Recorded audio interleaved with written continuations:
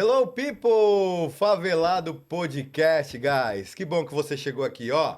Provavelmente você viu na descrição do vídeo, nós vamos falar sobre esse assunto mesmo. Antes, deixa eu dar um recado pra você, ó.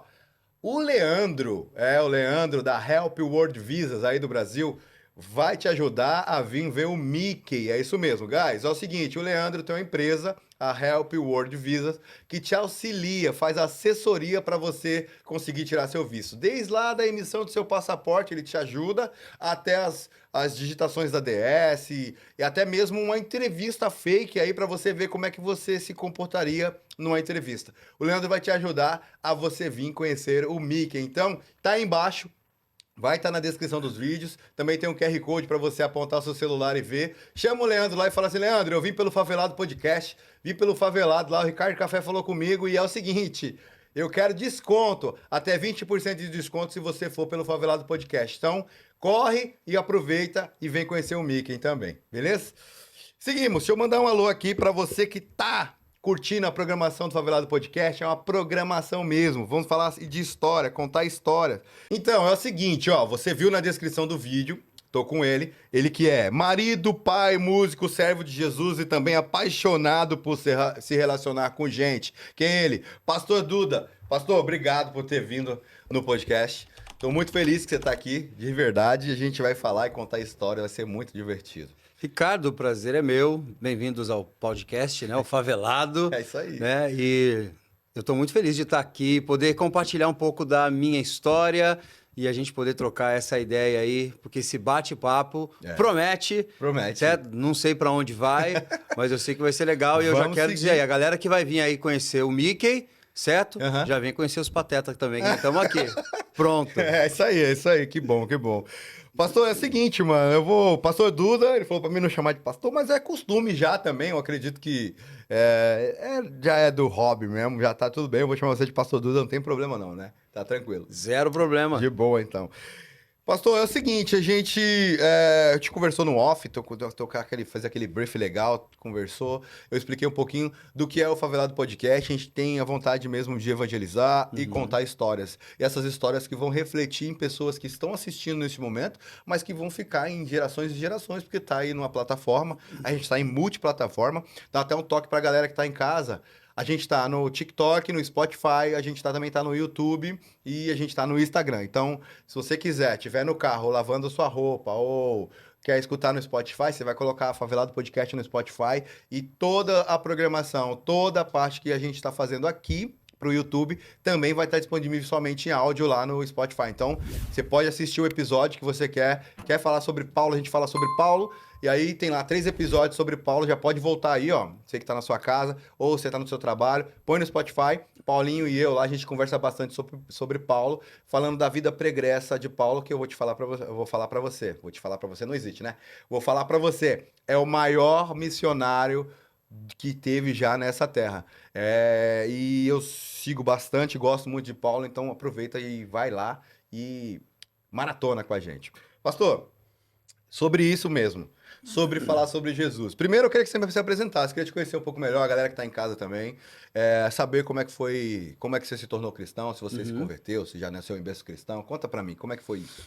Muito bem, primeiro que eu vou ter que me acostumar com essa ideia, né? Eu sou normalmente espontâneo, mas quando a gente está na frente de uma câmera é sempre um desafio, né? É verdade. Então eu espero que eu me saia bem e que eu consiga aí bater esse papo. Tá de boa. Muito bem, bom, eu sou o Duda, certo? Quando eu disse para você que eu não faço questão, é só porque eu não entendo a necessidade do cargo mesmo, mas fico feliz pelo reconhecimento. Amém.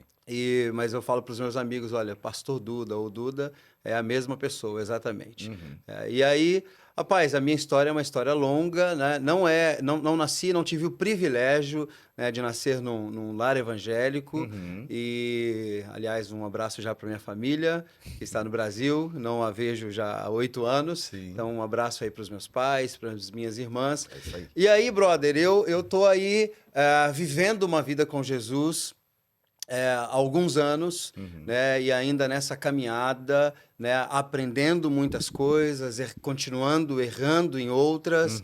E o pastor Calito Paz, há muito tempo atrás, ele disse que o grande desafio do ser humano é errar erros diferentes, né? Porque a isso é gente bom, né? se apega e fica no mesmo erro. E aí eu tô nesse lugar onde a gente erra e a gente tenta acertar. E a minha vida com Jesus, ela se dá aí, pelo menos quando eu era menino ainda, com 7 anos de idade. Eu vou num acampamento da igreja e ali eu sou impactado pelo mover de Deus, que então eu começo a conhecer. E aí, nesse momento, Jesus me pega. E aí, desde então, eu começo uma fase. Isso quantos anos, mais ou menos? Eu tinha 7 anos, então hoje eu tenho 40 e tralalá, então já faz aí uns 38, 39 anos, mais ou menos.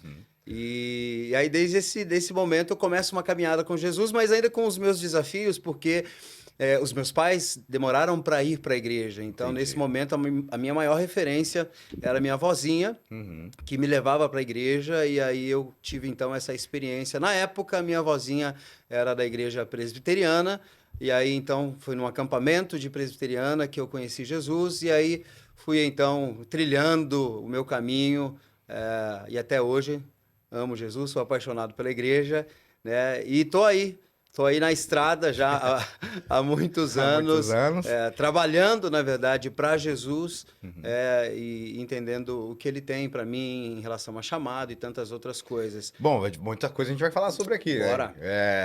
Eu preciso saber, assim, por exemplo, como é que você como é que você concilia ser pai, marido e ser ministro de louvor da igreja local, né? Como é que é essa conciliação? Como é que funciona isso aí? Eu acho que tudo é uma coisa só, Uhum. né? Eu sempre me lembro de coisas que eu ouvi e que me marcaram. E tem uma pastora que eu amo muito no Brasil, que é a pastora Adriana, que ela é líder de um ministério chamado Ministério Rema, e é um ministério que não só influenciou a arte no Brasil, mas que continua influenciando essa galera de Goiânia. E a pastora, eu lembro que uma vez ela disse que o grande erro do pastor sênior de uma igreja é tratar o artista diferente como ele trata outras pessoas. Entendi. Então, assim, quando você me pergunta sobre como eu concilio, na verdade eu sou uma pessoa só, né? E que me divido em várias facetas, nesse caso. Claro que o Duda é pai, o Duda é marido, o Duda é músico, o Duda é pastor de adoração, mas eu sou uma pessoa só, e aí, quando eu entendo quem eu sou em Jesus, eu acho que me faz ser um pai melhor, me faz ser, né, um marido melhor, me faz ser um músico melhor, um artista, um pastor melhor.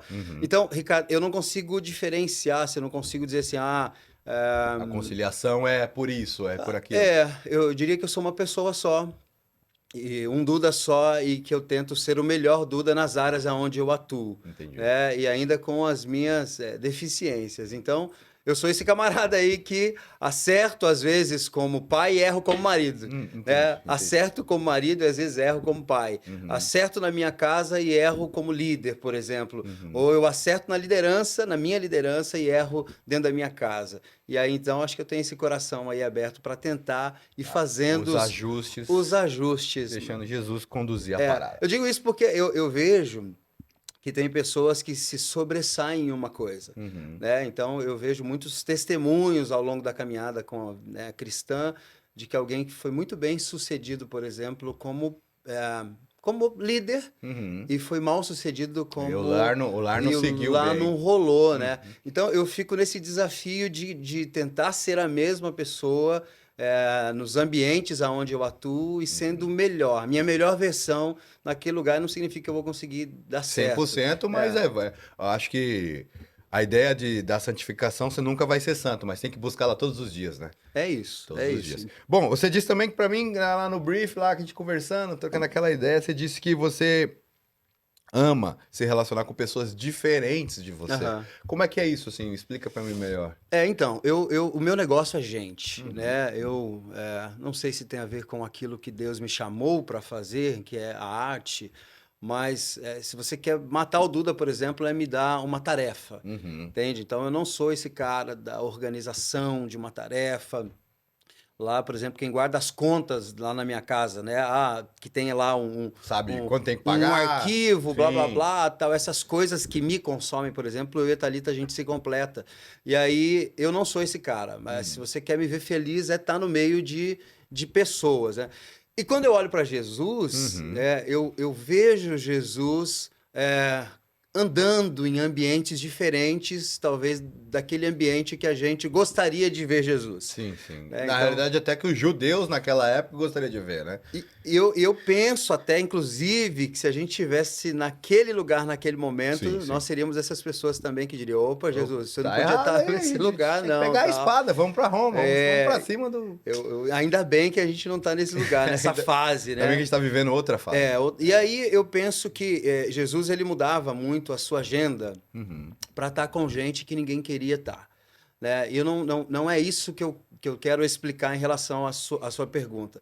Mas eu gosto de caminhar com gente que tem, por exemplo, a fé diferente da minha, né? Que tem pensamentos diferentes que o meu, que a profissão é diferente, que a escola é diferente. Entendi, Né? Eu entendi. gosto dessa ideia né, da proposta desse podcast, que é uma troca de experiências, Sim, porque, na sim. verdade, o ser humano é feito disso, Sim, sim. de histórias e experiências. E aí eu gosto de sentar com alguém, por exemplo, que troca uma ideia diferente daquilo que eu estava esperando. Cotidiano. Sim, do cotidiano, do normal. Porque isso me desafia, por exemplo. Isso me desafia a ser um cristão melhor. Né? Onde eu sentar, por exemplo, conviver com alguém que é espírita, por exemplo, e ter a capacidade das divergências, fazer com que a gente continue sendo amigo, para mim é maravilhoso a ideia. Entende? Acho que esse é o maior desafio do cristão hoje, né? É. Porque a maioria dos cristãos querem andar só com pessoas que são crentes, né? Que são cristãos e foca em Jesus. E Jesus, na realidade, a proposta dele não é essa, é ir para os gentios mesmo, né? É abrir esse amor diferente para outros, não só para você. Eu vejo muito isso, o Ministério do Louvor, e eu posso falar com a experiência, expectativa também de ser um telespectador a alguns momentos, da presença, né? Nos jovens, por exemplo, quando a gente ia fazer algum tipo de evento e a gente tinha a parte musical que você estava, a atmosfera mudava. Por quê? Porque a gente percebe que as músicas, os pensamentos, era para Jesus, entendeu? E não que antes não era, mas é a proposta de realmente se entregar, entendeu? E é nessa parte que eu quero tocar com você, né? Porque assim, como é que é feita a seleção? Deixa eu entrar agora na parte, da sua vida ministerial mesmo, né? Depois a gente vai falar um pouco da sua carreira e tal, mas a parte ministerial, essa seleção das músicas, o direcionamento no culto, como é que é feito? Como é que você faz esse antes, esse pré? Como é que você como é que você, como é que eu posso, a palavra correta me fugiu? Como é que você se prepara? Essa é a palavra. Como é que é a preparação? Legal. Eu acho que vai ainda assim, de encontro com isso que eu tô com a minha fala do começo, para eu tentar ser justo naquilo que eu estou falando. Então, por exemplo, eu não enxergo, como ministro de adoração, ou pastor que atua nessa área da adoração, eu entendo que adoração é um estilo de vida, entende? E eu já passei por muitas fases, né, dentro da igreja, falando por exemplo, a gente estava aqui na nossa conversa de antes do Start, né? Sim. De como a gente cresce, de como a gente melhora. Eu acho que isso é o caminho correto, né? E eu percebo, quando eu olho para a minha trajetória dentro da igreja, como músico, Sim. ou como artista, porque assim... essa também é um assunto legal para a gente conversar. Sim. Se a gente for olhar, Ricardo, assim, o que significa o artista no dicionário, por exemplo, o artista é aquele que executa algum tipo de arte, né? Seja lá tricotar, né? Seja pintar um quadro, seja dominar um instrumento. E aí a gente tem como crente, a gente tem a dificuldade de aceitar o termo artista. Sim, sim. Né? E eu não tenho problema por entender que eu executo algum tipo de arte, mas o que me diferencia de um artista que não tem Deus, certo? Para alguém que tem Deus, é que a glória não é minha. Então a gente sabe para onde endereçar a glória.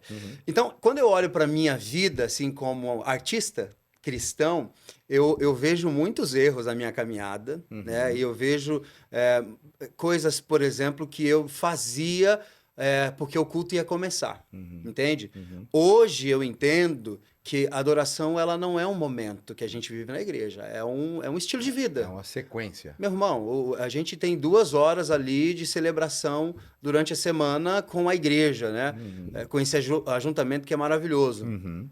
Mas a gente tem a segunda-feira que não tem culto, a terça que não tem, a quarta que não tem. Tá, a nossa vida ela é feita muito mais de segundas, terças e quartas do que um domingo. Exato. Então, quando eu olho para aquilo que para onde ou da onde ou como eu comecei, eu falo, poxa, como eu queria ter começado com a mente de hoje, Sim. né? Como eu gostaria de viver há 15, 20 anos atrás com a mentalidade que eu tenho hoje.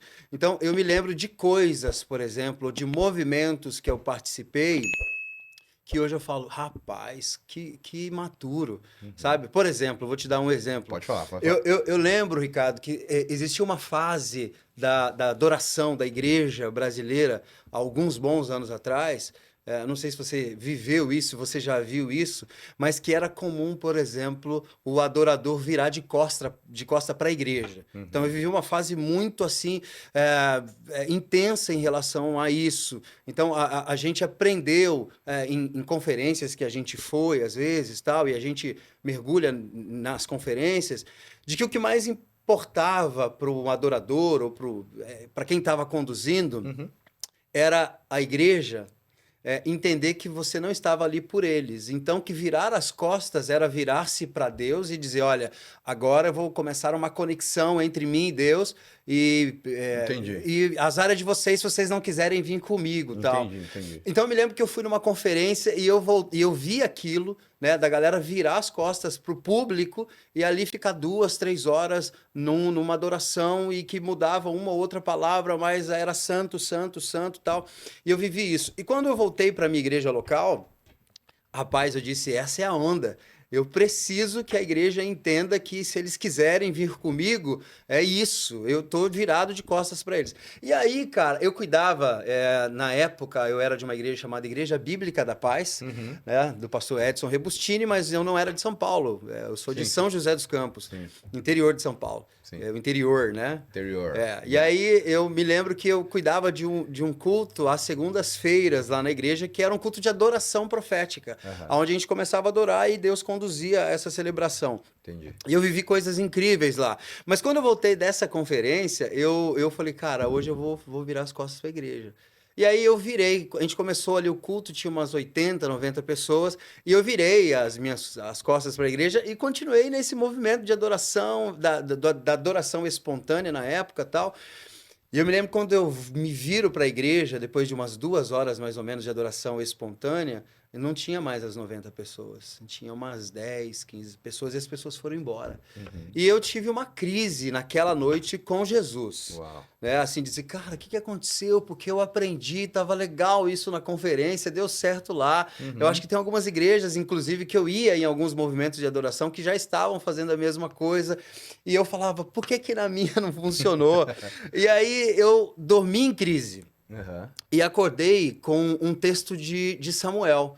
E aí eu acordei, assim, leia Samuel. E aí eu fui ler o capítulo que estava me dizendo daquele momento onde Davi quer levar a arca para Jerusalém. E aí um camarada chamado Uzá toca na arca e a Bíblia fala que ele morreu. E aí eu falava, Deus, por que o Senhor está me mostrando esse texto? E eu, ainda na minha fase de juventude, onde eu achava que tudo dava certo, segundo minhas ideias, e eu vejo isso acontecer com meu filho hoje, por exemplo, vai dar certo. E aí a gente que é mais vivido, a gente fala, ó, se eu fosse você, eu ia por um outro caminho e tal. E aí, brother, eu lembro que a revelação que veio para o meu coração naquela madrugada, que eu dormi em crise, e aí vale a pena dizer que as nossas crises não deixam Deus em crise, né? Você pode estar em crise, mas Deus não está em crise. Sim. E aí eu sinto que o próprio Deus quis me ensinar uma coisa valiosa que eu levei então para o meu ministério a vida toda. E que aí eu sei que talvez eu estou dando um monte de volta para te responder. E aí o que Deus me ensinou é que a motivação do coração de Davi estava correta. Tá certo, Davi queria levar a arca para onde deveria levar a arca. Mas que existem processos, que existem coisas importantes para serem consideradas e que a motivação não é a coisa mais importante às vezes. Entendi. Mas existem um conjunto de regras que precisam ser seguidas. Uhum. E aí caiu uma ficha no meu coração, assim, a minha motivação de querer adorar a Deus estava correta. Mas eu me esqueci naquele momento que eu tenho uma responsabilidade diante da congregação, que é conduzir as pessoas para esse ambiente de adoração. Amém. E que nem sempre, Ricardo, a galera tá pronta para isso. Sim. Então eu sempre digo para minha galera, né, da adoração, que a gente está vivendo ali junto no ensaio, Sim. e antes de começar o culto eu sempre digo a mesma coisa. A galera que vai chegar na igreja nem sempre está afim de ir para esse lugar. Nem sempre tem uma vida, né, de intimidade com Deus. Exato. E aí a responsabilidade do ministério de adoração está nisso, inclusive, de adorar a Deus, mas de conduzir as pessoas para esse lugar. Então, quando você me pergunta como eu me preparo, né, para esse lugar, cara, eu me lembro que eu sou esse mesmo cara que, assim, que a vida de adoração continua. Então, como adorador, eu preciso ter os meus momentos de adoração, Sim. né? Buscar as referências, né? Que foge desse momento de adoração conjunta com a igreja, né? Eu, como adorador, eu preciso ter o meu momento de oração, que não é um momento, e aí é uma vida de oração, como uma vida de adoração. Então, quando eu chego no domingo, por exemplo, domingo para mim é o reflexo daquilo que eu escolhi viver na semana. Entende? Então não tem essa coisa de, cara, hoje eu vou jejuar especificamente para Deus me dar uma canção para aquilo que eu vou ministrar no domingo. Eu busco, obviamente, canções que são teológicas, porque eu acho que hoje a gente vive um grande desafio, né, de canções que não são, né, teológicas ou canções que não são cristocêntricas. Sim. E eu percebo que é um desafio hoje para o adorador que tem ali que escolher um repertório, pensar na música, se ela está ali de acordo com a palavra de Deus ou não. Então, a minha preparação, ela não é pro domingo. A minha preparação é para uma vida com Jesus e que vai facilitar o domingo. Não sei se eu fui claro assim. Foi claro. Só complementando, eu não sou músico, tá, guys? Não sou músico. Mas, assim, eu sou o que vai no domingo e aí busca abastecer o tanque, né? Para muitos, que nem você falou, segunda, terça, quarta, quinta não tem igreja, sexta não tem igreja, sábado não tem igreja, vai no domingo, abastece o tanque e, às vezes, terça-feira o tanque já tá ficando vazio. Então, como complementar isso, né? Como você complementa isso? É dentro da sua casa, né? É com a sua família. É o privilégio, que nem você falou. É o privilégio ter sua esposa até cantando com você, seu filho às vezes tocando com você, como eu tenho aqui hoje. É um privilégio que poucos podem sentir. É a casa apontando para o mesmo alvo, com o mesmo pensamento. Agora, deixa eu te fazer uma pergunta.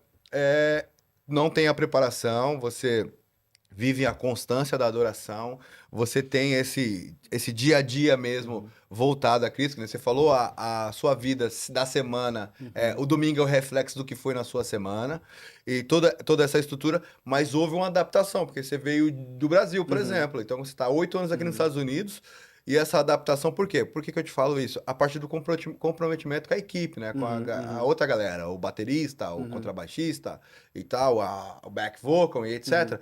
Porque no Brasil, eu lembro bem que a gente ia para a igreja, tinha uma conferência na igreja, por exemplo, e aí tinha que fazer tipo os ensaios lá, teatro ou qualquer coisa, você se ligava pro seu chefe, ou você tava lá no seu chefe, chegava na sala dele e falava, seguinte, quinta e sexta tem uma conferência lá na igreja, e... Não, na sexta tem uma conferência na igreja, na quarta, na quinta tem um ensaio. Eu precisava sair daqui 4 da tarde pra mim chegar lá e ensaiar. Ele falou, não, demorou, depois você paga isso aí.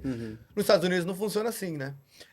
Estados Unidos aqui, as pessoas que estão aqui, que vão pra igreja, que servem lá no culto, no domingo, cara, se perder um dia de trabalho, não recupera mais. Como é que você falou que você se prepara a semana toda. Como é que a sua pessoal que está contigo lá, que ministra com você, que está buscando Jesus, tentando fazer com que as pessoas entrem nesse lugar dentro da igreja quando chega lá, porque vem despreparado, às vezes vem com problema, né? Saudade do Brasil, saudade do familiar, etc. Chega no domingo para refrigerar ali, que Jesus refrigera, e a adoração que inicia o culto, ela faz entrar nesse... Que a palavra acesse quando o pastor chega para subir no púlpito. Como é que é essa parte do comprometimento com a galera? Como é que você adaptou, né? Porque no Brasil é diferente. É.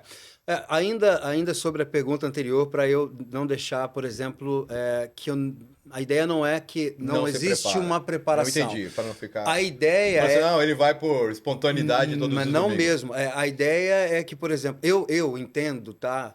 Falando já do ministério, em Uhum, especial de louvor, é, que não é um ministério que você deve ter só boa vontade para estar nele. uhum. Entende? Então, eu acredito que existe um conjunto de coisas que é fundamental para que você exerça bem o seu chamado, se é que você tem. Uhum. Né? Eu assim, poxa, eu estou aí como líder, eu fiz 25 anos de casado. Quando eu conheci a Thalita, eu já liderava a adoração. Uhum. Então, eu lidero esse movimento dentro da igreja onde eu participo, pelo menos há 27 anos. Uhum. Então, eu observo que a gente tem muita dificuldade, por exemplo, ainda de sentar com alguém para dizer assim, olha, não acredito que esse é o lugar para você estar nesse momento, Entendi. né? Mas que para você estar nesse lugar, você vai precisar investir nesse seu chamado. Sim. Assim como é para qualquer outra Qualquer área, área. né? Sim, Ah, qualquer eu área. quero ser pastor. Então, existem Vai um ter. conjunto de coisas que você Sim. precisa fazer para Para ir para esse alcançar. lugar. Sim, sim. Mas na música, me parece que às vezes é terra de ninguém esse ministério dentro da igreja. Sim. Então, assim, eu quero, então já que eu quero, não importa se eu tenho o mínimo de vocação ou de Entendi. talento, por exemplo, para aquilo tal. Então, que fique claro assim que eu entendo a necessidade da preparação. O que eu quis responder é que a preparação pro culto, né, falando do adorador, é uma coisa que acontece todos os dias da Uhum. vida. Uhum. Quando eu falo, por exemplo, que eu gosto de sentar com gente diferente, eu tô ali no meu período Ah, de adoração, sim. É inclusive, a trocando troca. é a É a troca. troca, sim. E você falou uma coisa que, cara, eu preguei o último domingo numa igreja e eu sempre começo as minhas palavras contando algum caso de família. Uhum. No meu caso, da minha família, é claro. Sim, sim. Porque para mim a família é o maior laboratório que tem do Aí, adorador, a gente sabe? testar. Do cristão, Sim, do pregador, sim. do que trabalha com o ministério infantil, né? De qualquer ministério da igreja. Então, porque se você não conseguir conciliar a sua adoração, né, dentro daquilo que você acredita, dentro da sua casa, meu irmão, você só vai. É só a vocação que está ali, né? Só o chamado que está ali, não é verdade aquilo. Então, a minha família é o melhor ambiente que eu tenho, eu Uhum. acredito nisso, para viver o cristianismo. Entendi. Se eu não consigo me resolver ali na minha família, eu duvido que a gente vai poder ter um ministério bem sucedido. Entende? Então, o momento que eu mais precisei, por exemplo, que isso fosse claro na minha vida, de quem Jesus era na minha vida, de quem. Porque no momento de crise entre eu e a minha esposa, por exemplo, eu entendi que ou a gente viveria uma experiência radical com Jesus, Uhum. ou nem a própria igreja seguraria, por exemplo, o nosso casamento. Entendi. Então, eu acho que o ambiente familiar é o ambiente que a gente pode exercer de verdade o cristianismo. Fazer os testes Tudo, meu irmão. ver se Tudo deu assim. certo. Porque se você cantar e ela falar assim, tá ruim, aí Cara, tá certo ali. tudo. Volta, Inclusive, por volta. exemplo, quem vai atestar aquilo que eu vou ministrar. Uhum. Entende? Uhum. Quem atesta aquilo que eu estou falando ali, se é verdade ou não, é minha família. Então, quando eu vou para ministrar a adoração, eu vou para pregar na minha igreja, né, da igreja onde eu sirvo hoje, meu irmão, eu sei que eu tenho um filho, o Uhum. Davi, e a Thalita que estão ali. Então era Entende? isso, Então. Mas o senhor falou isso no Ô, domingo, por pai, que mas que não você é não bem tá... assim. Então eu tenho esse cuidado de não ser.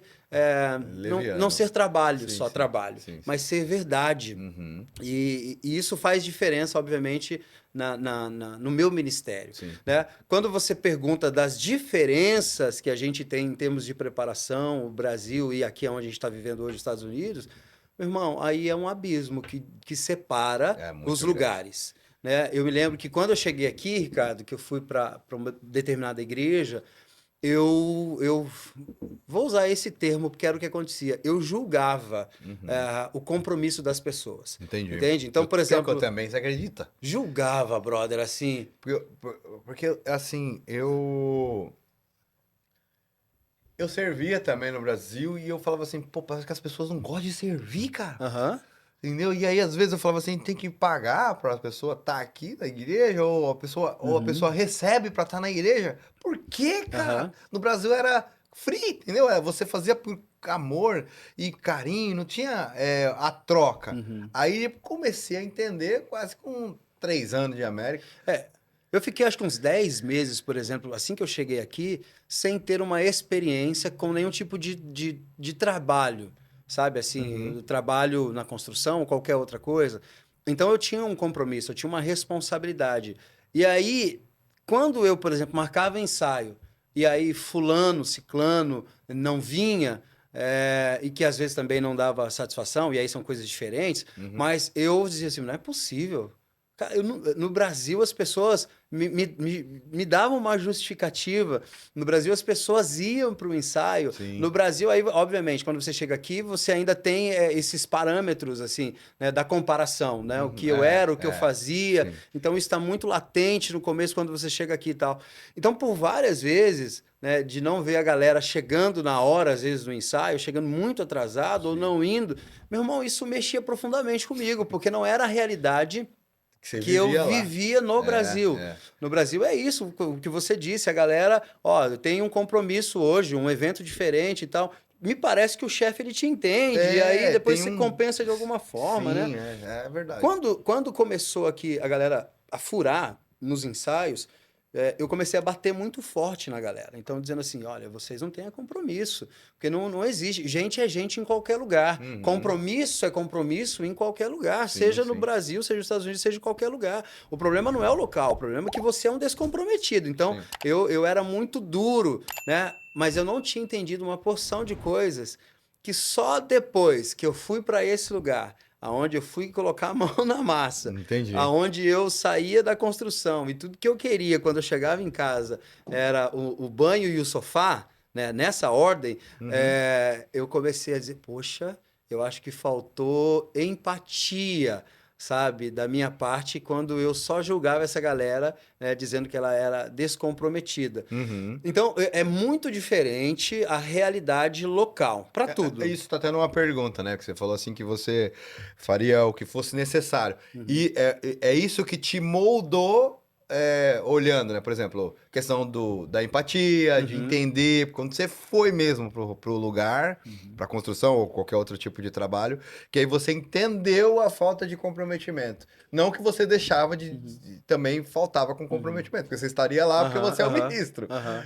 Mas você daria o jeito diferente porque você está à frente, né? Uhum. Mas quando você fala assim, o que eu faria o que fosse necessário com a mudança dos Estados Unidos, você Uhum. passou 10 meses observando, vendo e Uhum. percebendo que as pessoas eram as mesmas pessoas em lugares diferentes, mas com Uhum. compromissos diferentes. Uhum. Isso moldou a sua jornada ministerial até hoje, porque você está 8 anos aqui. Uhum. Eu não diria que isso moldou a minha jornada, porque eu continuo olhando, por exemplo, para a questão do compromisso sendo uma responsabilidade ou uma virtude, né, de quem está fazendo qualquer coisa, né? Uhum. Não só servindo na igreja, mas servindo na igreja inclusive, né? O comprometimento com Jesus e com as pessoas, para mim, isso não foi. Agora, eu entendo hoje, Ricardo, Uhum. que quando a gente passa por algumas experiências, mas não é a experiência do Ricardo, é a Uhum. experiência do Duda. Uhum. Eu aprendi aqui que a gente olha de uma forma diferente para uma situação que se parece com aquilo que você viveu. Eu vou dar um exemplo mais Sim, sim, prático. sim. Por exemplo, quando eu vivi uma situação difícil no meu casamento com a minha esposa, é, eu comecei a olhar para as pessoas que estavam vivendo situações parecidas com um olhar diferente. Entendi. Entende? Então, quando você vivencia uma coisa difícil, mas que você passa por aquilo, você supera aquilo, que você vê a mão de Deus naquilo e que você é restaurado, você começa a ter empatia com pessoas que estão passando pelo mesmo Semelhante, problema. sim, sim. Então, por exemplo, eu cresci 7 anos, eu era uma criança. Então, eu posso dizer que eu cresci na igreja, né? Eu cresci vendo as coisas acontecerem na igreja.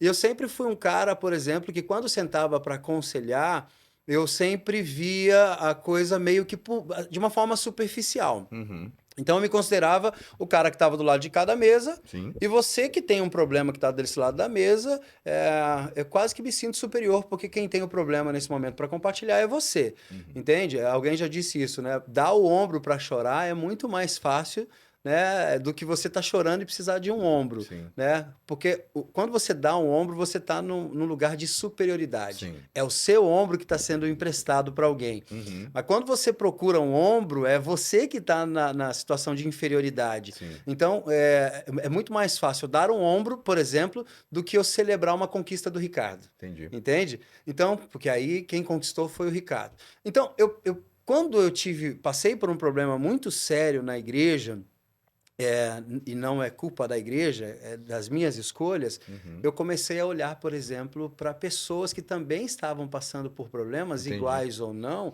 de uma forma diferente. Então, mudou. Eu já não sou mais o Duda que está desse lado da mesa tentando te dar um aconselhamento, mas agora eu sou o Duda que continuo desse lado da mesa, mas que olho para as pessoas que estão passando por momentos difíceis da vida com empatia. O meu olhar mudou. Então, eu quero gastar mais tempo com essa pessoa. Antes eu dizia, meu irmão, cara, você tem que mudar a sua mente. Aí, desse lado de cá, agora eu começo dizendo, meu irmão, eu sei que é difícil mudar. Eu sei que é difícil você receber um abraço quando não é só o abraço da formalidade, Sim. sabe? Sim. Quando alguém resolve abraçar você, por exemplo, fora do contexto da igreja. Então, eu tô querendo chegar no lugar onde o que eu vivi, por exemplo, na construção, né? Porque aí eu trabalhei, comecei a trabalhar e comecei a ver a dor de quem estava nesse lugar. Sim. E aí eu então dizia, meu irmão, rapaz, para me tirar, depois de um dia inteiro, né, trabalhando com brick, que é um trabalho pesado. Sol na cabeça. Meu irmão, para me tirar do meu mas o sofá... sol da Flórida. O sol da Flórida, coisa... E aí eu abro um parênteses um pouquinho para aquilo que eu vivi no Brasil, porque no Brasil eu vivi a integridade mesmo, eu era inteiro na música, então eu só trabalhei com música em várias coisas, mas só com música. Quando eu cheguei nos Estados Unidos, que já tinha um acordo, né, entre eu e a Thalita, que a gente faria aquilo que era necessário para viver aqui, eu não sabia o que eu estava falando. Não sabia. Não era uma história, por exemplo, que a gente viu algum youtuber falando. Para dar o pause e voltar e rebobinar a fita. Se você me perguntar hoje, por exemplo, Duda, se você conseguisse prever esses 8 anos, né? 8 anos que a gente fez agora em março aqui, se você conseguir, alguém dissesse, Duda, você vai passar por isso, viver isso, vai acontecer isso com você, vai acontecer isso, você viria ainda assim? Eu não sei se eu viria, de verdade, assim. Entendi. Entende? Eu não sei se eu colocaria tantas coisas em risco, né, para viver o que eu vivo hoje nos Estados Unidos. Mas que bom que ninguém tinha essa bola de cristal para me falar. Então a experiência vivida é mais real, né? A gente teve que talvez é o que está te moldando também, né? Então, eu não sei se vale a pena, mas, por exemplo, quando a gente decidiu vir para os Estados Unidos, Ricardo, isso nunca foi um sonho nosso. Entende? Nunca foi esse negócio assim que, poxa, não acredito, finalmente nós vamos... Eu nunca pensei nos Estados Unidos. Vivendo a música no Brasil, dentro da igreja, a única coisa, porque eu dava muito workshopping nas igrejas de canto, então eu posso falar um pouquinho disso daqui a pouco, mas eu olhava para os coros, né, de igreja americana e eu dizia, cara, um dia eu quero ver isso de perto. Uau. Sabe? Aquela coisa assim que, meu Deus, era muita energia que a pessoa entregava, era muito feeling, era muito alma, era um negócio assim, eu, dizer, eu quero ver isso. Assim, eu quero ver de um dia, visitar, mas nunca passou pela nossa cabeça em casa de morar aqui nesse lugar, né, nos Estados Unidos. Então, um belo dia a gente resolveu comprar, apareceu uma promoção lá de uma agência que a gente usava para viajar no Brasil, e apareceu uma super promoção com preço legal para viajar para fora do Brasil. E aí a gente resolveu comprar para os Estados Unidos. Compramos as passagens para os Estados Unidos, eu, Thalitinha e Davi. Quando chegou 2 meses antes da viagem, a gente lembrou que a gente não tinha passaporte. Oh, a gente não tem passaporte. E ainda naquela época a coisa era mais rápida. Então foi daí que a gente foi tirar o passaporte, daí que a gente foi pensar no visto. Entendi. E tudo fluiu e tudo aconteceu, foi super simples. A gente veio, teve essa experiência do passeio e tal. Mas até então, a gente nunca tinha pensado em vir morar aqui. Uhum. Quando eu tenho o impacto dos Estados Unidos, Uau. de Da tudo, atmosfera, de ver. tudo, da organização, dos É. lugares, enfim, dos preços, né? De Perspectivas. tudo, assim. Aí a gente voltou para o Brasil considerando uma Uma possibilidade. possibilidade de que um dia a gente poderia viver isso, né? E aí, então, eu sempre carreguei um lema comigo. A gente só se arrepende do que a gente faz. É isso aí. Né? Daquilo que a gente não faz, você não pode se arrepender. Uhum. Então, ainda jovem, com o espírito mais jovem, com a carne mais jovem, a gente combinou entre eu e a Thalita, assim, dizendo, amor, a gente pode tentar esse negócio. Porque se não der certo, eu acredito que, por exemplo, o sucesso é uma ótica diferente, cada um tem uma, Sim. mas assim, cada um tem uma ideia do que é sucesso, e eu tenho uma que você não precisa dar certo para que, né, para que você tenha alcançado sucesso em alguma coisa, né? E aí eu tinha essa ideia de, cara, por que eu estou dizendo isso? Que, por exemplo, dizendo para os meus amigos do Brasil, né, que eu vivia da música, dizendo para os meus amigos do Brasil que eu estou trabalhando na construção dos Estados Unidos, eu não sei se eles olham assim, o Duda É doido. é sucesso. Ah, entendi, Entende? Nesse entendi. aspecto. Então, agora, eu que vivencio aqui e sei o tanto que eu aprendi nesse lugar, eu digo, cara, isso é sucesso. Uhum. Entende? Uhum. Então não é porque eu conquistei coisas, mas é as experiências que Deus me permitiu viver.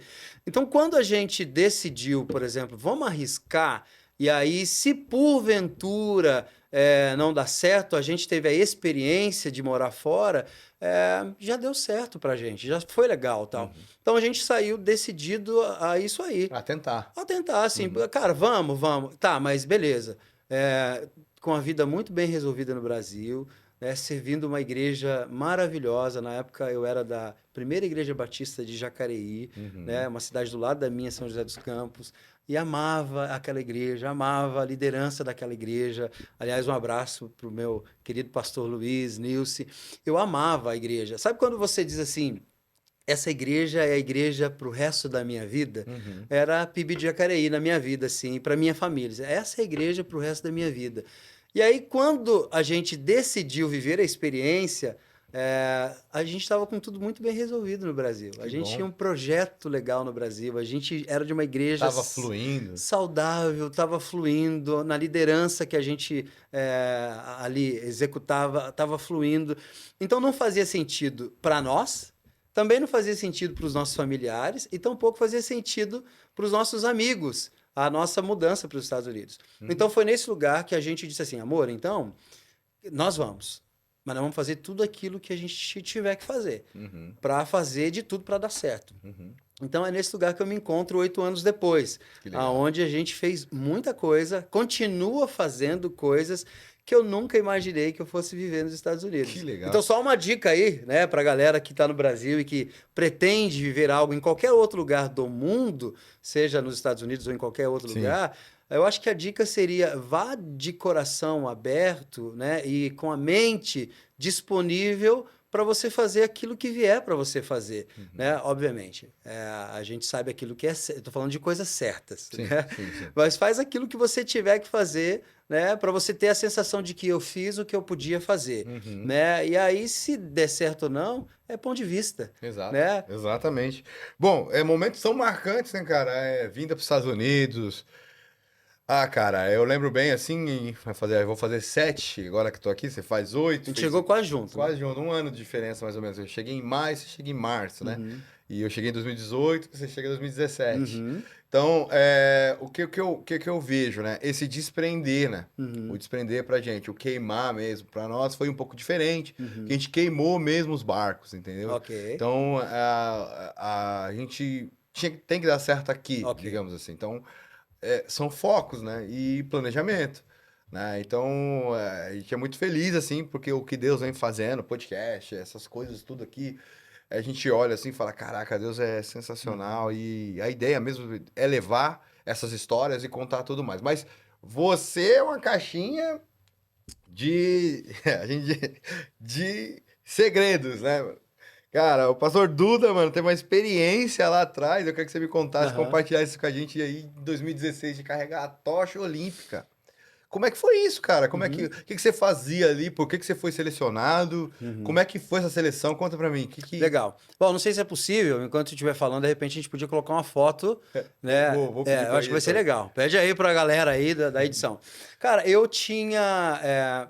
Olha só, eu joguei handball, Uhum. né, no time da minha cidade até os 18 anos, São Legal. José dos Campos. Então, dos 12 aos 18, eu jogava no time da cidade, era um time de escola que depois virou time da cidade e tal. Uhum, uhum. Então, eu amava esporte. Até lá, então, eu tinha lá o meu corpinho de atleta. Certo. Depois que eu saí dos 18 anos e que aí não tinha mais o handball para me disciplinar, Uhum. eu comecei a engordar. E aí até que eu cheguei no auge, na verdade eu tive um infarto com 21 anos de idade, porque eu casei com 20, né, a Thalita tinha 18, então um ano depois eu já estava bem obeso. Ou seja, 3 anos depois do handball eu já estava bem obeso. Sempre tive a facilidade de engordar, mas o esporte não deixava isso acontecer. Sim, certo. E aí, brother, eu com 21 anos de idade tô num hospital com infarto e com uma Uau. sentença de 4 horas de vida. Então, isso é uma outra história, mas eu sou um milagre. Muito bem. E o infarto, ele me assusta por um tempo.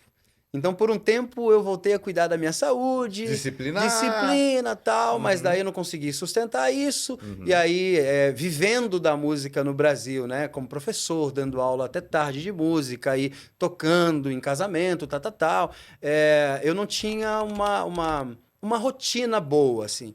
Então, nessa rotina que era ruim, né, com hábitos ruins, me fez continuar engordando até que eu cheguei, então, no auge dos meus 150 quilos. Uau. Muito bem. Aí, cara, depois de alguns anos, eu fui para um check-up, né? Exame de rotina e tal. Uhum. E aí, 2016, eu levei a tocha. Eu acredito que isso tenha acontecido lá por 2014, 2015. Eu fui para um exame de rotina e o cardiologista me disse assim, ó, Duda, é o seguinte, eu tenho uma notícia para te dar. Você já tem um histórico, né, cardíaco, você já teve infarto, você tem 30 e alguma coisa, 34, 35 aninhos, e aí o lance é o seguinte, você já está pronto para o seu filho, Davi, chamar outro homem de pai, porque você não passa dos 40. Tá, Então glória. foi exatamente isso que eu ouvi do cardiologista. Você não vai passar dos 40. Uhum.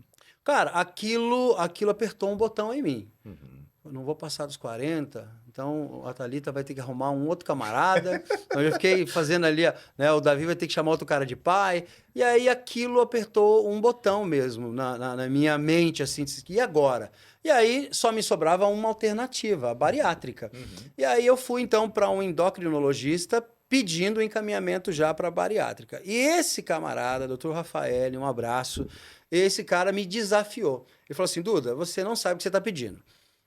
Você gosta de comer? Adoro comer. E aí, cara, você vai mudar muito. E talvez você não saiba lidar com isso. É, porque bariátrica é o resto da vida, né? O resto da Cuidado é o vida. resto da E vida. quantas experiências de pessoas que passaram por esse lugar e que se arrependem profundamente, e Uhum. fora pessoas que morreram, inclusive, e tal. Sim, sim. Hoje eu acredito que a gente avançou muito, né, nisso, mas na época o doutor me desafiou. Ele falou, vamos fazer o seguinte, eu te desafio a um ano mudar de vida. Se em um ano você não mudar, eu vou te dar o encaminhamento para a cirurgia. E eu resolvi topar essa ideia de emagrecer por outros métodos que não Sim, seja a sim, cirurgia. sim, sim. E eu me lembro até hoje, cara, que assim, eu fui, por isso eu digo, né? Eu entendo que a adoração, uma vida de adoração é exatamente tudo, absolutamente tudo, e não tem como ser só um momento na igreja. Sim. Eu me lembro que eu cheguei em casa dizendo assim, amor, eu fiz um acordo lá com o cara, com o médico, mas eu acho que eu não vou dar conta. Porque eu já tentei muitas vezes emagrecer e Fazer eu não todos vou dar os tipos conta. de... E, pô, cara, é mais fácil o lance da cirurgia, a gente já resolve e tal. E aí a Thalita disse assim, amor, vamos ajoelhar aqui agora, né, na nossa sala, e vamos pedir para Deus conduzir a gente nesse processo. E foi o que a gente fez. Então a gente ajoelhou. E a nossa oração foi isso, meu Deus, assim, me dá estratégia, me ajuda a emagrecer. Essa era a conversa. E aí, meu amigo, nós começamos um processo de emagrecimento. Eu e a Thalita, porque a Thalita tinha, acho que 120, 115 quilos na época, e eu com 150. E aí, nós começamos um processo de emagrecimento juntos, nós dois. Com essa rotina difícil que eu tinha, o que sobrava de tempo para mim era às 10 horas, a partir das 10 horas da noite era o tempo que eu tinha disponível para fazer alguma coisa. Então, 10 horas da noite a gente ia para uma pracinha perto de casa ali em Jacareí, a gente começava a andar na praça e era a única coisa que eu conseguia fazer, andar, né? Nada mais do que isso. E aí começamos a andar, um mês depois, 2 meses depois, a gente começou a ver pequenos resultados. A ideia do 1% por dia, né? Não dá para a gente mudar completamente. Certo, 1% por dia, vamos lá. Não dá para ser radical. Não dá. Então, vamos 1%. E aí, eu me lembro que um dia um amigo lá da minha igreja, ele disse assim, pô, Duda, cara, você tá doente, né? O que tá acontecendo? Você perdeu peso? Eu falei, não, cara, eu tô num processo. E aí ele falou, cara, eu preciso também, posso ir com você? O que você tá fazendo? Ele falou, eu tô indo caminhar numa praça às 10 horas da noite, ali perto de casa, que a gente morava no mesmo condomínio, inclusive, eu e o Júnior. E aí, o Júnior, posso ir? Pode. E a gente começou, então, aí às 10 horas da noite nessa praça. Cara, de repente, né, assim, a gente já não era mais 3, nós éramos em 10, 12 pessoas caminhando às 10 horas da noite numa praça escura. Cara, isso foi uma das coisas mais legais que eu já vivi na vida. Muito bem. E a história continua, porque quando a gente começa a levar 10, 12 pessoas numa praça... Já muda o sistema. Mudou o clima. E aí, pô, Duda, vamos fazer alguma coisa no Facebook? Vamos fazer alguma coisa para isso chegar em mais pessoas? E aí a gente montou um projetinho, ainda sem saber para onde isso ia. Mas nós começamos, então, fizemos uma página lá no Facebook chamado Inconformados.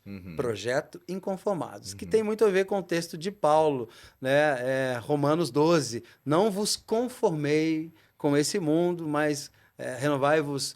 E aí eu falei, cara, peraí, se não é pra gente se conformar, a gente deveria ser um inconformado. Sim. E aí a gente não tá conformado, no caso ali, com a nossa saúde, com o peso, blá, blá, blá. Sim. Então começamos lá, Projeto Inconformado. Projeto Inconformado. De repente eu recebo, nunca é de repente, né? Tem sempre um processo. Mas aí alguém me ligou da Rede Globo, local, lá no nosso, na onde a gente vivia era Vanguarda. Sim. E aí a Vanguarda ligou dizendo assim, olha, eu fiquei sabendo que você está com um grupo de pessoas reunindo numa praça às 10 horas da noite, né, em busca de melhorar aí a saúde. E tal. E aí, só que quando a Vanguarda me ligou, Ricardo, a gente já não era mais em 10, 12 pessoas, nós éramos em 40 pessoas numa praça. Uau. E aí, 40 pessoas... Então, eles me ligam perguntando se aquilo era verdade, se eles podiam fazer uma matéria com a gente. 40 pessoas numa praça às 10 horas da noite não era muito comum. E aí eu falei assim, é isso mesmo. Ah, então a gente pode ir aí? Pode. E aí, quando eles chegam, tem lá 40 pessoas numa praça caminhando. Então, eles fizeram uma matéria. Eles curtiram tanto a matéria que eles venderam a matéria para um outro programa, não sei se ainda tem, chamado Bem-Estar, que era já de caráter nacional. E aí eles me ligaram dizendo, Duda, nós passamos a matéria e o pessoal do Bem-Estar quer fazer uma nova matéria com vocês. Vocês topam? Claro que a gente topa.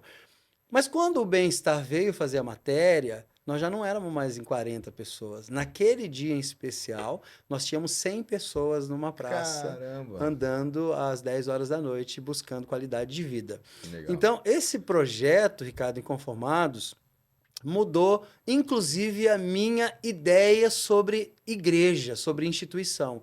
Porque o momento mais igreja que eu vivi, até hoje na minha vida, foi às 10 horas da noite numa praça. Entendi. Onde a gente não era uma instituição reunida. Não era paredes, não tinha era. nada. A gente era era igreja, né? Numa praça. Numa praça. Mas que não era um projeto de uma igreja. Mas nós temos o entendimento de que nós somos a igreja. E ali a gente caminhava e conversava sobre a vida. A gente criou algumas ideias, né? Então a gente sempre orava no final do projeto. Legal. E aí a gente começou, e aí isso foi para a rede nacional. E isso então explodiu. Muito bem. Ali ia acontecer as Olimpíadas no Brasil, 2016. as Olimpíadas do Rio, 2016. Uhum. E um belo dia, então, chega o pessoal do projeto. Aí a gente criou uma ONG, então a coisa ficou séria. Ficou séria, foi para Nós outro tínhamos patamar. apoio, nós foi para um outro nível. Então a gente já não tinha só em um lugar mais, a gente tinha outros horários, a gente tinha outros lugares. Então o projeto cresceu. E um belo dia eles fizeram uma pegadinha também com outro programa da Rede Globo, mostrando, dizendo que eu tinha sido escolhido para ser um dos condutores da tocha. E aí, como é que foi isso? Um amigo que era nosso, que é nosso amigo e que fazia parte da diretoria do projeto, ele mandou a nossa história para um dos patrocinadores. Entendi. Então, naquela época, um dos patrocinadores estavam buscando pessoas que faziam diferença na vida de outras pessoas. E aí fizeram essa pegadinha dizendo que eu tinha sido uma das pessoas que a história foi sorteada para ser um dos condutores. Então eu tenho a alegria, né, não de ter conduzido. Fizeram a pegadinha para te falar. Para me falar, exatamente. Para te contar que você era. Isso, porque era surpresa para mim, eu não sabia de nada. Ah, você não sabia? Não sabia. Aí um programa foi fazer a matéria e aí criaram lá uma situação. Entendi. E aí para anunciar que eu tinha sido escolhido, a minha história tinha sido escolhida. Então alguém do projeto levou essa história para um dos patrocinadores, gostaram da minha história e fizeram a pegadinha para anunciar que eu era um dos condutores. Então eu tenho a tocha, tá na minha casa. É mesmo? Você ganha uma? A gente ganha uma, eles só tiram A parte de cima. a parte do fogo, Sim. né? E aí eles tiraram e dão todo o kit, a roupa que a gente foi condutor e tal. Então eu vou dizer que essa é uma das experiências mais legais que eu já vivi. Legal, cara. E não é pela tocha, Sim. né? Mas é pela história. Sim, pelo que tá por trás, do pelo gente background. cuidando de gente, né? Sim. Hoje eu cuido de um ministério da minha igreja que chama isso, GCG, gente cuidando de gente. Então eu sempre fui gente, eu sempre gostei de estar perto de gente. E essa experiência se dá, inclusive, a ideia da tocha, como uma premiação de alguém que naquele momento não só eu perdi quase 70 quilos, Certo. né? De uma forma natural. É isso que eu ia te perguntar, né? Esse um ano que você fez o projeto. Em 9 meses eu perdi 70 quilos. E aí você voltou lá no endocrinologista. E aí? Como é que O foi? endócrino, eu tinha uma relação com ele mensal, porque eu tinha que voltar para dar satisfação para ele. Entendi. Daquilo que eu estava ali fazendo e vivendo. Então ele reajustava o meu regime e tal. Então o doutor Rafael, ele fez parte do processo. Mas o mais legal foi voltar no cardiologista um ano depois. Que essa experiência é incrível. Então eu volto no cardiologista de novo para um tempo de check-up e ele está tratando comigo como se ele não, né? E aí eu fiz questão de lembrá-lo. Falei, olha, não sei se você sabe, há um ano atrás eu vim aqui, eu estava com tanto... Aí ele lembrou de quem eu era, o que ele me falou. E eu disse isso para ele. Você é um dos responsáveis pela minha mudança. Porque você apertou um botão, eu não queria perder a minha família, eu não queria perder, né, a ideia de crescer, né, vendo o meu filho crescer. Então, assim, ele apertou um botão, né, e aí nós mudamos de vida e não ficou nisso. A gente contribuiu para que outras pessoas também mudassem de vida e que foi um dos projetos mais legais. Quando eu vim para os Estados Unidos, o projeto continuou.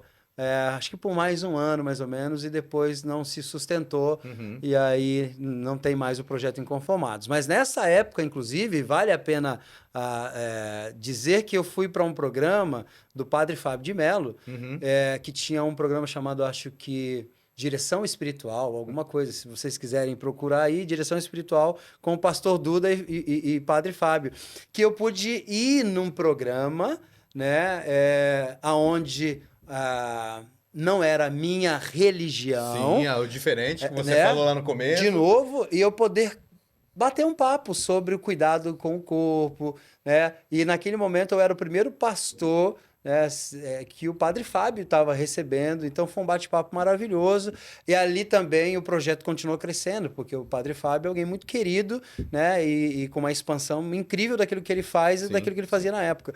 Então foi uma bênção, assim. Então eu pude andar por caminhos que a igreja não me permitiu andar, né? Natural. Então foi muito legal essa época e foi por isso que eu conduzi a Tocha em 2016. Caramba, É uma experiência que nunca mais vou esquecer. Nunca mais você tem a tocha em Tem a casa, tocha cara. em casa. Que legal, cara, que legal mesmo. A gente não sabe, eu não sabia que a tocha vinha, você ganhava a tocha. Até a roupa, tudo, tudo, tudo. Tudo que a gente usou na hora, a patrocinadora te dá como presente. Caramba. E eu tenho isso aí como uma marca legal de um momento que eu vivi, Um belo mar. que foi maravilhoso. Que bom, que bom. Antes, assim, deixa eu falar, vou falar enquanto você bebe uma água aí, eu vou falar com a galera. Que eu bebo uma pipoca, né? Que eu bebo uma pipoca, que você bebe uma pipoquinha aí. Vou falar com a galera. Você que tá curtindo aí, guys, ó. Conteúdo como esse, histórias maravilhosas, diferentes. Você não sabia que o Pastor Duda tinha carregado a tocha, mas tem mais coisa ainda que eu tô sabendo aqui. Mas é isso, ó. Faz o Triple C, curte, comenta e compartilha, manda pra galera, manda pro Ministério de Louvor da sua igreja.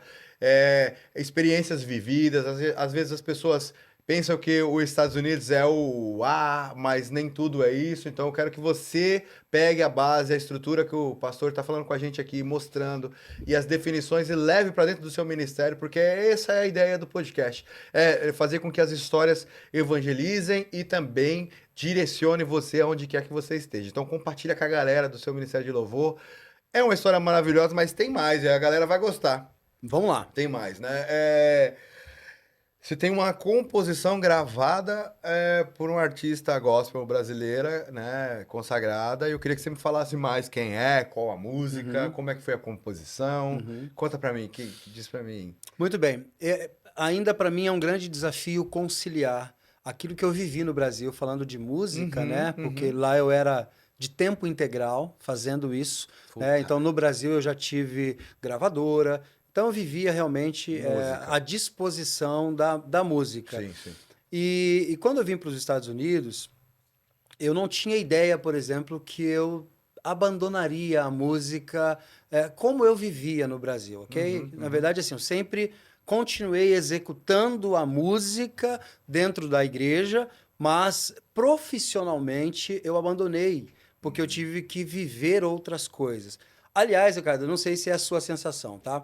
Mas a minha sensação de que eu tô 8 anos aqui é como se eu tivesse há 40 anos aqui. Tá? Eu digo assim, esse lugar me amadureceu, acho que umas 3 vezes mais do tempo que eu tô aqui. Então, é como se tivesse realmente passado por o relacionamento, conversa com a mulher aumenta, um índice de uma troca muito grande, porque você não tem os amigos pra sair, então você tá dentro de casa, tá com a sua mulher. O relacionamento dentro com você e sua mulher aumenta, né? Então você conversa mais e você acaba se amadurecendo muito mais. Isso é real. A gente assistiu um filme, tem umas 2 semanas atrás, chamado Interestelar, que é um remake, e ele vai pro espaço, né? Vai conduzir, e aí ele passa 2 horas em um determinado lugar. E quando ele volta para a estação espacial, se passaram 23 anos na Terra. Então, 2 anos lá, 23 anos aqui. Então, e eu falo assim que é tipo isso, né? A gente está vivendo, não que a gente envelheceu, mas a gente amadureceu. Esse é o sentimento que eu tenho também, mas não 40 anos, ainda não. Cara, você sabe que eu sinto que eu, por exemplo, acho que eu não teria amadurecido tanto no Brasil, tendo vivido os 8 anos lá. Porque aqui, por exemplo, no Brasil, você cria uma história no lugar onde você está que te dá possibilidades de ter socorro sempre que você precisa. Certo? Então, você grita e aparece socorro. É verdade. Quando nós chegamos aqui, a gente começou a entender...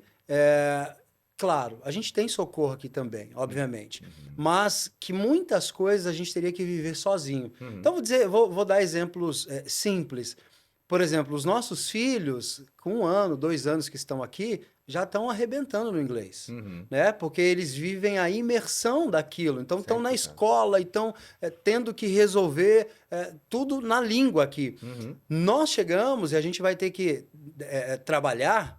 Então, a gente se vê na situação, às vezes, eu me lembro de ir, por exemplo, para reuniões com construtores, aonde eu não dominava o inglês, mas eu ia ter que tomar um café com um americano para falar do meu trabalho, entende? E eu ia assim, aquilo me consumia, e eu ficava a noite inteira assim, meu Deus, como é que vai ser isso e tal. Você não vive uma situação de calça curta no Brasil como essa, por exemplo. Aqui te dá a possibilidade, cara, eu tenho que... Primeiro que lá é só a língua, né? Acabou, você sabe o que fazer. Sim. Entende? Você sabe para quem socorrer. Às vezes aqui a gente se sente tão engatinhando, né? Como se você não soubesse nem o que fazer diante de uma situação que é tão simples que você resolveria na sua cidade, no seu país, de uma forma tão simples. E é que você fala, meu Deus, como é que eu vou fazer isso? Aonde é que eu vou levar o meu filho para vacinar? Sim. Nós chegamos agora. Onde é que dá vacina? O que eu faço? Aonde eu compro? Que ferramenta eu compro? No Brasil você tem um depósito de construção em todas as esquinas. Exato. Né? Aqui você não acha. Aqui você tem que pagar a conta, tem que fazer uma money order. Perfeito. Que história é essa? Que né? que é money order? Então, assim, coisas que você só vai vivenciar na prática. Exato. E que nem sempre tem gente disponível, full time, para te auxiliar. Então, tem coisas que você vai ter que arregaçar a manga e dizer. Então, é nesse quesito que eu acho que nós amadurecemos tanto. E de fazer coisas que você nunca fez, né? De viver coisas que você nunca viveu. Eu falo que, assim, a Tampa tem um parque aqui de montanha-russas que o povo vem do mundo inteiro, né? Para conhecer o Busch Gardens, né? E eu falo que a minha vida nos Estados Unidos é similar a uma montanha-russa. É assim, cara, tem dias que você acorda que você tá no topo da montanha-russa. E aí o dia vai passando e parece que a montanha-russa o carrinho vai descendo. E você termina o dia, às vezes você não tá mais no topo, você tá lá embaixo, aconteceram coisas que te deixou mal, que te deixou triste. Ou às vezes você começa triste, você termina lá em cima. Mas me parece que, assim, é uma coisa que todos os dias a gente vive essa aventura da montanha-russa. Isso, assim, em todas as áreas da nossa vida, né? Emocionalmente, fisicamente. Então, esse lugar é um lugar que amadureceu, não só eu, né? Mas a minha casa. Eu vejo o que o Davi, hoje, meu filho, está fazendo depois de 8 anos, o que ele já viveu, as escolas que ele estudou, né? Ele está fazendo college hoje, fazendo arquitetura. Eu falo, poxa, não foi fácil, mas está valendo a pena por tudo que a gente está fazendo. Então, eu vejo que, assim, esse lugar te proporciona, né, a viver coisas que você não viveria no seu lugar. E agora eu te faço uma pergunta. Qual que é a pergunta que você fez para mim mesmo? Eu fiz sobre a música. Sobre a música. E aí, perfeito, agora lembrei. E aí, inclusive, esse lugar que ele tira um pouco as nossas memórias. e aí, Ricardo, cara, chegar aqui, eu tinha consciência de que talvez eu não viveria a música aqui na sua integridade. Você já veio com também. essa consciência? Eu já vi. E essa era a maior preocupação da Thalita, da minha esposa, que ela dizia assim, amor, você está bem aqui, as pessoas te conhecem aqui, você já gravou muita gente aqui, a igreja te conhece, as igrejas, tem muitas igrejas no Brasil que você vai dar workshop. Você tem consciência de que você vai chegar nos Estados Unidos e ninguém te conhece? De que você vai ter que recomeçar e que nem sempre você vai recomeçar com aquilo que você sabe fazer. Então, a gente veio para cá assim com uma consciência muito esclarecida de que... Isso é bom porque limita um pouco de frustração, né? Perfeito. Então, a gente veio assim, desde para viver da música aqui, mas de para não viver da música. E foi isso que aconteceu por muitos anos. Eu não continuo, cara. Não estou vivendo da música ainda. Mas Deus, ele vai permitindo conexões ao longo do tempo que você vai voltando para a sua essência. Então, eu tenho convicção do meu chamado, Ricardo. Eu sei por que e para que Deus me fez. Entende? E que, por exemplo, a construção é uma alternativa que eu tenho de fazer com que a minha família sobreviva nesse lugar ou viva nesse lugar. Então, eu entendo perfeitamente. Mas eu entendo que não foi para esse lugar que Deus me chamou. Tenho esse entendimento claro. Quando eu vou viver na integridade de novo daquilo que Deus me chamou, eu não sei. Mas hoje eu tenho começado a fazer coisas que eu fazia no Brasil. Legal. Então, por exemplo, composição é uma paixão que eu tenho. E que durante muitos anos eu estacionei nessa ideia da composição aqui, vivendo aqui, porque minha cabeça e minha energia era para outras coisas. 100% para outras 100% para outras coisas. Então, quando, há uns 2 anos atrás, uma amiga minha me ligou e disse assim, Duda, Adna, um beijo, amiga. Luiz, um beijo. Eles me ligaram, a Adna me ligou e disse assim, Duda, você ficou sabendo que na casa América, a Casa América vai acontecer aqui, e aí o Baruch tá vindo com um programa de, né, e com um projeto e tal, e eu disse, cara, não tô sabendo. Ele falou, Duda, você tem que participar desse projeto e tal. Então abriu meu coração para isso e chamei uma pessoa que servia comigo no ministério para a gente encarar isso juntos lá Sim, na Casa América. Então eu chamei a Milena e eu expliquei o projeto para a Milena, para os seus pais e tal, e a gente decidiu ir para o Na Casa América.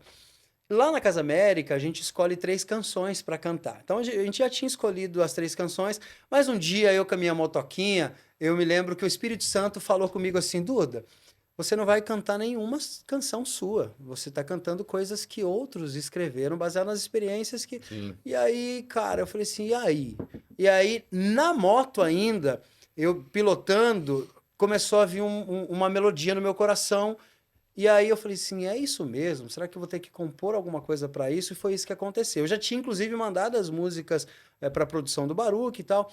E aí, 1 ou 2 semanas antes, Deus me deu uma canção que tá lá. Se você puder procurar, tá lá. Voltando ao Primeiro Amor, na Casa América, Duda Mateus. E aí, eu voltei, Ricardo, a compor nesse momento. Então, voltei a escrever uma música especial para aquele momento que eu falo, inclusive, um pouco da minha história. A música começa dizendo: Eu me lembro bem, há muito tempo atrás. Quando eu dizia da experiência que eu tive com Jesus através da minha avó. Quando um certo alguém me amou e me apresentou o Salvador. Mas lá, antes do refrão, tem uma parte que diz assim: Mas o que aconteceu com toda a inocência que ficou para trás? Porque, cara, a gente se perde na nossa história. Entende? A gente esquece por que é que nós fomos chamados, inclusive. E aí a música, o refrão diz: Eu preciso voltar ao primeiro amor, me lembrar de tudo que Deus fez por mim. Essa foi a música que Deus me deu. É como se Deus estivesse já ministrando no meu coração coisas importantes que eu precisava voltar a pensar, a viver. E aí então eu recomeço a minha vida nessa questão de composição. Para chegar então na resposta. Nesse momento, a gente faz o Na Casa América, e isso incendeia de novo, porque eu nunca deixei de viver com música no ministério. Mas eu deixei de fazer algumas coisas que eu entendo que Deus também me chamou para fazer. E aí eu tenho uma amiga, a Josi, que mora em Orlando, junto com o maridão, o Tom. E aí ela disse assim, Duda, eu quero te apresentar um cara. Nós somos amigos, eles mudaram para cá. E um belo dia a Josi apareceu lá com hoje meu amigo, Adelson Freire. E a gente, então, a partir desse encontro, a gente decidiu em criar um grupo de composição, nós 3. Eu, Adelson e Josi. E nós começamos a criar composições, então, cada um com o seu tempo, a gente fez um grupo e a gente colocava letras, ideias de melodias, e isso foi acontecendo e foi funcionando. A gente tem algumas composições. Muito bem. Num determinado momento dessas composições, eu já explico como fluiu essa música, inclusive, que essa cantora de renome no mundo gospel gravou. Cara, isso aconteceu de um tempo que a gente viveu na nossa igreja, falando sobre milagres. Então, nós tivemos ali um tempo orando sobre milagres. E eu me lembro que numa das manhãs, onde eu não tinha trabalho, e aí essa montanha-russa que nos Estados Unidos acontece constantemente, eu tive um tempo onde fiquei completamente sem trabalho. E aí, desses meus momentos de composição, eu comecei a pensar naquilo que a gente estava vivendo, naquela ideia de milagres que a nossa igreja estava falando, né? E quando a gente pensa em milagres, Ricardo, a gente pensa em coisas grandes. Sim, lógico. Né? A gente pensa em alguém que precisa ser curado do câncer, né? Algum casamento que precisa ser reconstruído. Então a gente pensa em coisas de proporção grande. Grandes. Eu diria que milagre a gente sempre atrela com o extraordinário. Sim. Então, quando eu acordei num certo dia, eu disse assim, cara, e os milagres cotidianos? Os pequeninhos. E aquilo lá que Os a gente detalhes. nem considera milagre. Os detalhes, né? Sabe? Porque às vezes a gente fala para você assim, cara, não é só o extraordinário, é os detalhes. Deus cuida nos detalhes. Fale. E aí foi isso, eu acordei dizendo assim, eu gostaria de escrever alguma coisa sobre os milagres do cotidiano. Uhum. Sabe, essas coisas que a gente não considera, essas coisas que a gente não para agradecer, Uhum. né? Você, por exemplo, sair para trabalhar e voltar bem, né? Quantas coisas que Deus nos livrou, nos No protegeu. caminho. Sabe o milagre da vida? O Uhum. milagre de um abraço, Ricardo, que você precisa. Eu não esqueço que quando eu passei por um momento difícil no meu casamento, e que nessa fase nós ficamos sem igreja, que alguém um dia bateu na minha porta e disse assim, Duda, está um amigo, né? Você está precisando de trabalho, né? Vem trabalhar comigo hoje. Aí eu fui trabalhar com esse camarada e aí é sobre isso que eu estou falando, dos Uhum. milagres que a gente vivencia e que são simples, mas que mudam o nosso dia. E eu me lembro que num determinado momento desse meu problema no meu casamento com a Thalita, sabe, eu não sei se você já sentiu Deus ausente. Não sei, assim, se você já teve a experiência de dizer assim, me parece que Deus me abandonou, de que Uhum. Deus não está comigo nesse barco mais. Eu não Uhum. sei se foi eu que convidei Jesus para sair, ou se ele saiu porque ele quis, mas tô falando de percepção, né, de Aham, sentimento. Era o que aham, eu eu entendi. sentia. E aí eu fico, cara, onde é que está Deus? Assim, eu sentia a ausência de Uhum. Deus, eu. E aí parece que a minha oração já não fazia mais sentido. E aí um dia um cara bateu na minha porta e disse assim, Duda, vem trabalhar comigo hoje. Tal. Aí ele me pegou e aí a gente foi, e aí, cara, eu me lembro que dessa fase que eu sentia que Deus estava longe, aquele dia em especial, Deus estava muito perto. Entendi. Muito perto. Inclusive na vida desse camarada que decidiu cuidar de mim naquele dia. Entendi. Então nós paramos, fomos em alguns lugares. Na verdade, eu não trabalhei. Na verdade, esse camarada me levou e eu dizia assim: meu irmão, e qual hora que a gente vai trabalhar? Ele falou: Duda, relaxa. Duda, relaxa. E ele ministrando sobre a minha vida e vários momentos dentro do carro eu chorava. E quando terminou o dia, esse cara tirou um dinheiro do meu bolso. E só Deus sabe o quanto eu precisava, não do dinheiro, mas o quanto eu precisava me sentir amado naquele dia. E Entendi. ele me tirou uma diária, que eu acho que foi a maior diária minha nos Estados Unidos até hoje. Ele tirou $700 do bolso. Disse assim: olha, isso aqui é a sua diária. E eu não contei, botei no bolso. A hora que eu cheguei e contei, eu liguei para ele de novo. Falei, brother, você tá doido? Nem trabalhei. Ele falou, cara, não é sobre isso. Deus mandou fazer isso. E aí eu Amém. voltei, sabe assim, a dizer assim, cara, Deus nunca se ausentou. Sim. Nunca. E Deus continua usando gente. E aí é esses milagres do dia a dia, do cotidiano, que eu acredito que a gente precisa observar mais. Uhum. E aí então eu acordei e começou a vir uma letra no meu coração. Ao acordar, vejo a sua bondade de Deus. Num simples abraço, eu vejo respostas. E aí eu lancei no grupo de composição lá, eu, Adelcio e Josi, e aí então nós construímos uma canção e que hoje a Aline Barros acabou de gravar essa música, acho que tem aí uns 2, 3 meses que ela gravou. O Legal. nome dessa canção é Ninguém é Como o Senhor e fala exatamente isso. A gente engrandece Deus Uhum. por coisas simples que a gente vive, não só esses milagres extraordinários. Então a gente continua com esse grupo de composição, onde tem outros artistas agora já recebendo essas Que composições. legal, E cara. de alguma forma eu estou me sentindo aquecido, Que né, bom, de cara. poder estar revivendo É bom ou de isso. começar a viver de novo essa experiência de composição. Isso aí a gente também percebe o tempo de Deus, né? Não é no seu tempo, foi no tempo dele. Teve que passar Uhum, um processo para construir dentro de você e soltar de novo as uhum, suas mãos aí, escrever.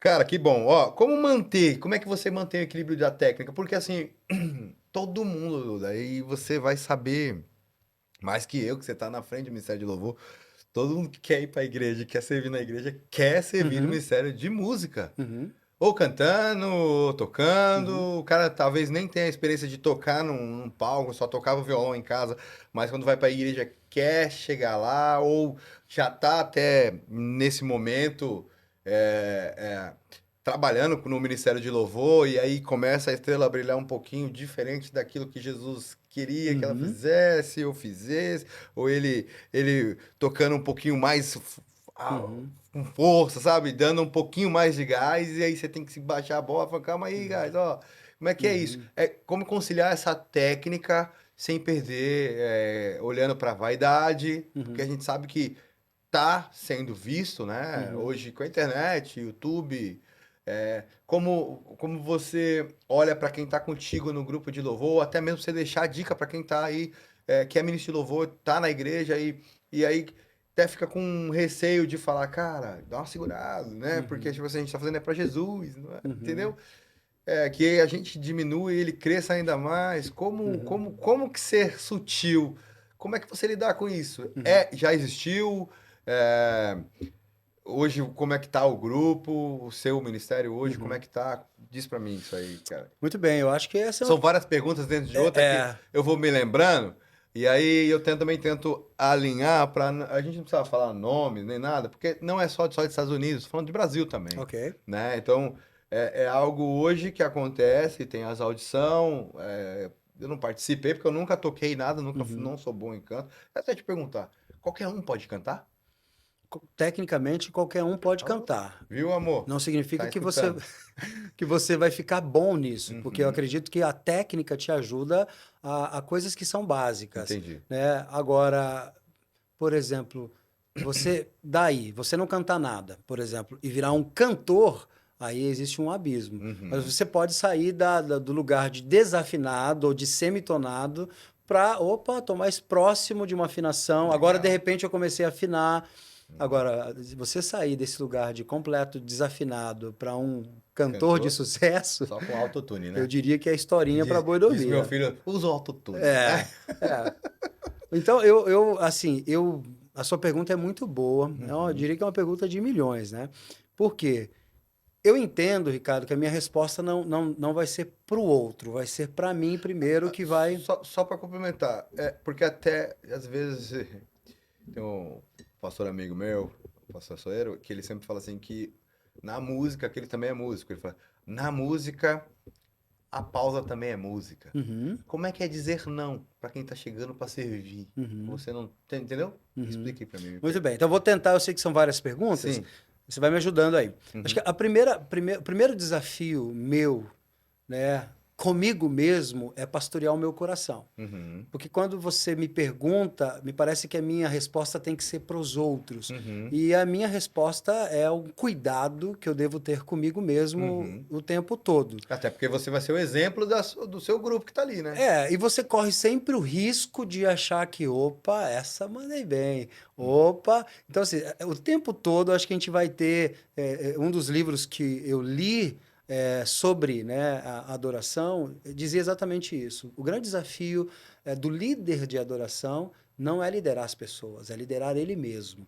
Né, Uau. liderar o coração dele mesmo, porque ele está nesse lugar, né, de que ele corre o risco, É né, uma linha tênue. muito tênue de você entender que você, cara, não precisa de Jesus, porque o seu talento é necessário e suficiente para aquele lugar, por exemplo, Uhum. né? Eu Então, entendi. eu não preciso, eu me garanto, tal. Então, eu pastorei meu coração, acho que 100% do tempo que eu estou nesse lugar. Você falando isso aí, me lembra até mesmo.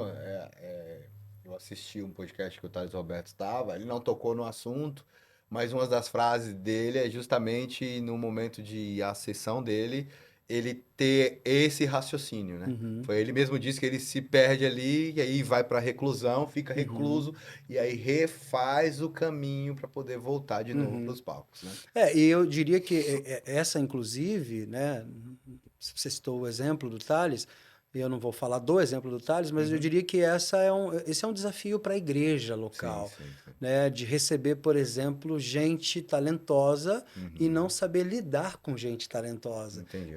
E aquela pessoa que é talentosa, pelo seu talento, e aí não é só a parte da música, pode Sim. ser em qualquer Qualquer outra área da ministério, igreja, sim, qualquer ministério. ela se torna acima de qualquer outra pessoa e mesmo que ela esteja fazendo errado, tá tudo bem porque ela é mais talentosa de que todo mundo. Entendi. Então, acho que é um grande desafio da igreja saber, inclusive, pastorear pessoas que são que sobressaem a outras pessoas, porque Sim. existem pessoas que você fala, opa, é diferente, essa pessoa Uhum. é diferente. Então, Uhum.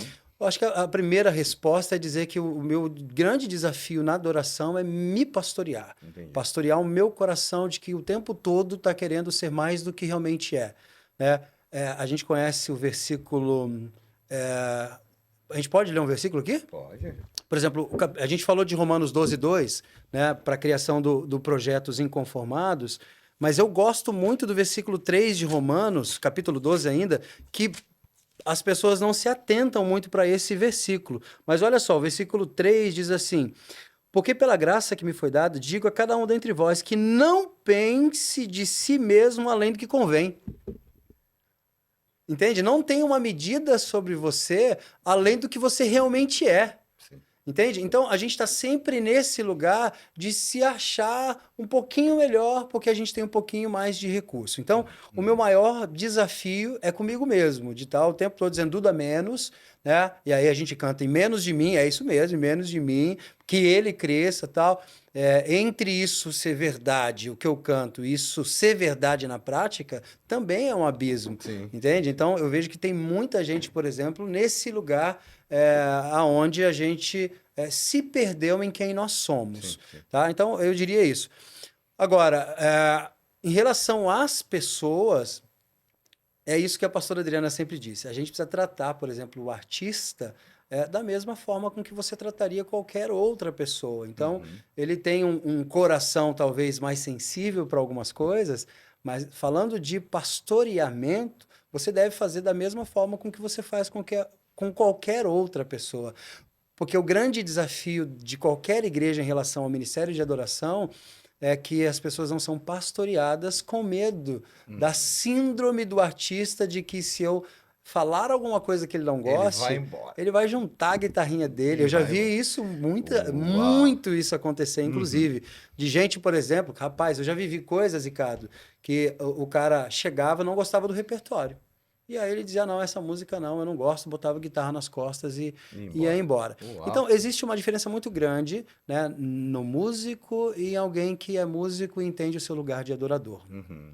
E eu diria que esse é o melhor ponto de equilíbrio que existe. Alguém que tem ali o seu talento, e aí vai a minha fala, né? Se você sonha em fazer parte desse ministério, vale a pena você ter o entendimento. E como que você tem o entendimento? Pergunta para alguém que está nesse lugar, por exemplo, se vale a pena você investir nesse lugar, Entendi. nesse chamado. Entendi. Né? Porque você falou, por exemplo, que você não é afinado, certo? Certo. Muito bem. Então, por que esse ministério de música ou de adoração, de louvor, deveria ser para você? Você tem outros talentos, meu irmão. É isso aí. Né? Você sabe fazer outras coisas. Na PIB de Jacareí, eu aprendi uma coisa muito legal. Eles diziam assim, olha, a igreja é um ônibus, então tá todo mundo dentro desse ônibus. Sim. Né? Beleza. Dentro desse ônibus tem as poltronas. Né? Quando você compra um bilhete, você tem a poltrona certa para você sentar. E eu vejo que a igreja, às vezes, a gente está no ônibus certo, mas nem sempre na poltrona certa. Entendi. Entende? Então, não significa que aquela poltrona que você escolheu sentar está no seu bilhete. E a gente perde muito tempo entendendo que não é aquela poltrona que eu deveria estar sentando. Então, lá também, eu aprendi que às vezes por exemplo, às vezes você tem um ótimo porteiro. Cara, o cara, ele executa bem, ministério de recepção, ele faz um trabalho maravilhoso. E só porque ele é uma pessoa maravilhosa naquilo que ele faz na recepção, a gente quer promover ele para um lugar que ele não foi chamado. Entendi. E aí você perde um cara que era excelente na recepção para ganhar, às vezes, um péssimo professor das crianças. Entendi. Entende? Então, a gente se equivoca quando a gente não entende qual é o chamado da pessoa, entende? E aí eu vou dizer, muita gente vai se machucar, inclusive. Não significa que a música, pelo fato, por exemplo, de você gostar de cantar, porque você ser desafinado, não significa que você não gosta de cantar. Sim. Você entra no carro, a sua vida é cantar, você canta no carro, você canta no banheiro, você canta na sua casa. Não significa que esse é o seu chamado no Ministério de Louvor. Entendi. Entende? Agora, se você entende que esse e alguém está dizendo para você, meu irmão, você tem um chamado. Invista pesado no seu chamado. Estude. Estude. Se você é um instrumentista, estude o seu instrumento. Se você é um cantor, o cantor é o maior o camarada que menos investe no instrumento dele é o cantor. Entende? Você nunca vê um cantor, por exemplo, chegando com o microfone dele para cantar na igreja. Entende? Porque a igreja tem um microfone, mas a maioria das igrejas não tem os instrumentos. Então, o músico instrumentista, ele investe de várias formas no seu chamado, Entendi. digamos assim. Entendi. Então ele tem que comprar um instrumento bom, ele tem que investir em aula, ele tem que se virar, meu irmão. Daqui a pouco quebrou um instrumento, ele tem que comprar outro, ou surgiu um instrumento melhor. Só que aquele instrumento é muito mais caro. Então, isso é com câmeras aqui, Sim, né? nem Então, me a fala. lente é caro, não sei o quê. Sim. O cantor, ele é o único cidadão, né, ali dentro do Ministério de Louvor, que na maioria das vezes o investimento dele é zero. Entende? Então, por exemplo, ele não leva o microfone dele, né? Porque a igreja já tem, mas ele também não estuda canto, porque é um dom natural. Então, ele está ali cantando e para aquilo ele não precisa de investimento. Então, eu diria que quem canta na igreja é um dos ministérios, né? Um dos chamados que as pessoas menos investem, mas é o que mais as pessoas querem. Eu quero ter um microfone na mão, eu quero estar cantando.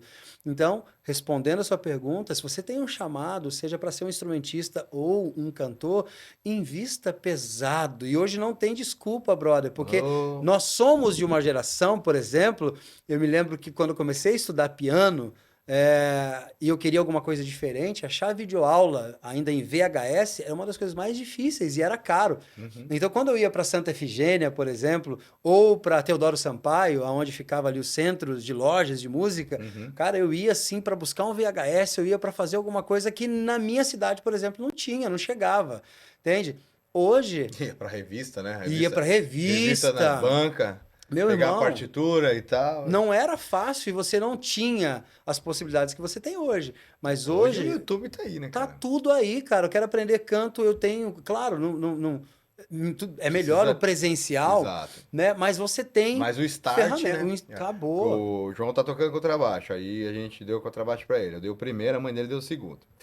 E aí eu falei pra ele, ó, cara, só vai trocar se você ver realmente, porque investir é caro, pô. Aham. Aqui é caro, no Brasil é caro. Uhum. Então, tipo assim, como é que você vai investir? A gente pegou um teclado emprestado e não deu boi no teclado, não foi bom. Aí foi pro contrabaixo. Aí o contrabaixo pediu um, aí pedimos um baratinho, aqueles de $89. Aham. Ruim. Aí só vai mudar, só vai fazer a transição se eu ver que realmente você tá empenhado. Aí até comentei com ele que no verão agora eu vou pagar uma escola para ele pegar, porque ele quer ir pro groove. Aí ele quer aprender. Então, tipo assim, já mudou a mente. Então, mas ele já tá tocando. Aí a gente vai conseguir investir. Então, até pra galera que tá em casa, começa, né? É isso? Começa É estudando. isso. E não tem desculpa, né? Hoje Antes mais não, né? não tem. Então, quantas vezes, por exemplo, Davi tem 20 anos, né? Faz parte dessa geração, né, tão plugada na internet. E aí, às vezes, ele me aparece com dúvidas de que eu disse, mano, você já deu uma olhadinha no YouTube? Aí, não, pai, não. Eu falei, então vai pesquisar, porque nós somos de uma geração onde a gente tinha que buscar informação. E hoje a Quantas informação vezes a está Barça- disponível, né? Quantas vezes tive que ir na Barça, pegar a Barça, lá, a enciclopédia Barça, Meu irmão, na nem me lembra. biblioteca. Ô, Jesus, hoje com dois tecladinhos, Acabou. O duas celular, tecladas né? O celular hoje na está tudo disponível. mão. Mas não é também a geração que está a fim de buscar, Não tá. né? É a geração de que quer a coisa no colo, de mão Chegar, beijada. Então, se você está aí nesse lugar onde você ama o Ministério de Louvor, eu acho que a primeira rota de colisão que você precisa viver é sentar com quem lidera, né, na sua igreja, o Ministério de Louvor. Sim. E aí perguntar, meu irmão, né, hoje, por exemplo, a gente tem os try-out, né, a gente tem as audições que você falou, que na minha época não era comum. Né? Então a gente, assim, por misericórdia, a gente aceitava as pessoas do ministério. Né? Vem, né? E aí, rapaz, depois de um tempo, você descobre que aquela pessoa não tinha que estar ali. Uau. Né? Tô falando por coisas naturais, Sim, né? sim, Às vezes sim. a gente tem essa dificuldade de Sim, separar isso. Não, mas sim. a pessoa é uma bênção. Vai ser bênção em outro lugar. Sim. E aí, como é que você chega nessa pessoa agora e diz para ela, olha, eu vou ter que te tirar do ministério porque você não tem um chamado para isso. Então, com as audições hoje, eu vejo que facilita muito, né, esse lugar de dizer, olha... Mas até o não é muito difícil falar, né, cara? Claro, sempre Porque você foi e pode estar continua. furando um balão, né? Furando o balão de quem tá chegando, né? Mas aí, Ricardo, por exemplo, o líder sabe como fazer isso. Um bom líder. Eu não estou dizendo que eu sou esse bom líder. Mas você, por exemplo, eu descobri, né, o meu pastor, tinha um pastor no Brasil que ele dizia assim, Duda, uma das artes que a gente precisa aprender é você, claro, me perdoem a expressão, mas era uma expressão que ele usava. Ele dizia assim, uma das artes que a gente precisa aprender é mandar alguém para o inferno e a pessoa ir feliz. Né? E, claro, não é isso. Não é A frase que a gente quer dizer é, às vezes você tem que dizer palavras duras para Sim, alguém, pra né? direcionar, né? E aí, mas fazer isso da forma correta. Eu acho que você tem como dizer para a pessoa, né? Isso não significa, mesmo que você tenha todo esse cuidado de dizer, olha, não é o momento, você já pensou em estudar, né? Você já pensou, né, em começar a sua carreira, talvez, ministerial em outro lugar. Não significa que você, ainda assim você não vai ter a outra pessoa do outro lado triste com você. Sim, Entende? Eu sim. Uma semana, já 2 semanas. vivi muito isso de ter que chegar em alguém, e, né, principalmente quando a gente chega numa igreja nova, onde pessoas já estão naquele ministério, e aí se você chegar um dia, né, uma experiência que eu vivi, né? Quando eu fui para a PIB de Jacareí, eu cheguei lá ainda novo, já cheguei com a responsabilidade de ser pastor de adoração. E aí, quando eu vi o ministério, eu dizia, nossa, tem uma galerinha aí que tá complicado, tal, né? Alguns cantores. E aí, qual foi a minha ideia? Eu comecei a gravar os cultos, né, para a gente começar a se ouvir. Entendi. Então, eu gravava os cultos, depois a gente ia para a minha sala e vamos ouvir o que a gente está entregando para Deus e para as pessoas. E aí, assim, começamos a nos deparar com coisas ruins. Meu Deus, a gente está entregando isso, tal. Então, para a gente chegar nesse consenso de que quando a gente faz algo excelente, a gente honra a Deus, mas a gente abençoa as pessoas. Sim. Entende? Então, assim, eu diria que é um ministério que todo mundo quer fazer parte, mas que vale considerar se você foi chamado para esse lugar. Que legal, Né? que legal. E lembrando que a igreja é feita de vários ministérios, Opa! vários pilares, onde precisa de pessoas, onde precisa de recepção, estacionamento, né? E toda a estrutura que para poder o culto acontecer, além do Ministério de Louvor. E que é tão importante, né? É tão Qualquer importante ministério desse que quanto. você citou é tão importante. Cara, legal. Você deu. A pergunta seguinte era o conselho. Você acabou dando os conselhos já justamente para quem está fazendo a parte do trial de dizer ou não, né? Como impulsionar a pessoa ou mostrar para ela que ali não é o chamado dela. Cara, fico muito feliz de você ter aceitado aqui fazer parte desse podcast, desse novo tempo, assim, de conseguir conduzir a palavra de Deus através do YouTube, através dos canais. Como eu disse, a gente vai estar em todas as plataformas. Já está disponível lá no Spotify algumas coisas.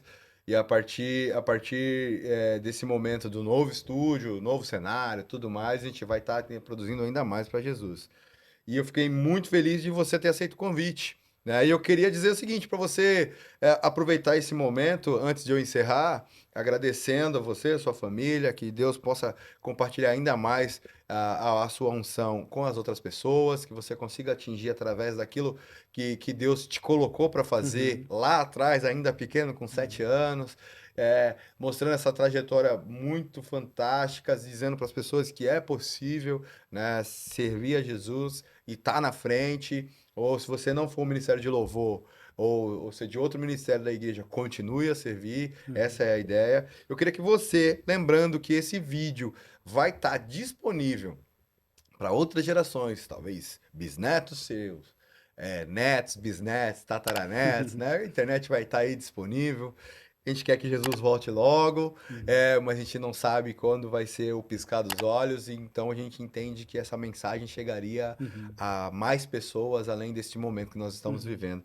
Eu queria que você desse, né, esse olhasse para sua câmera e você direcionasse uma mensagem pastoral mesmo para as pessoas que estão assistindo esse podcast, ou estão em conflito dentro do seu ministério, ou até mesmo com o direcionamento ainda errado sobre liderança, ou pensamentos, etc., que você orientasse como pastor, olhando para as pessoas que estão lá em casa agora. Muito bem, passou muito rápido, né? Passou Eu rápido. quero agradecer, então, pelo convite. Quero dizer que eu trouxe um presente. Legal, que eu vou pedir para cara. a produção me dar o presente, que eu quero entregar isso pessoalmente. Que legal, Inclusive, cara. gerando uma cultura aqui Ô, para os glória. próximos convidados. Ô, glória. Tragam um presente. Presentes úteis aqui. Muito, presentes úteis. Aí sim. Né? Vou tirar aqui, que tem uma certa simbologia. Olha que legal. Trouxe aqui artesanal aqui, Olha feito aqui nos Estados Unidos. Que legal, Tá? cara. É um caneteiro aí para você colocar aí, Vou mostrar pra galera aqui. tá? Que legal. Cara. Bonitinho, né? Show de bola, show de bola. Um presente. Cara, obrigado mesmo, cara. Obrigado.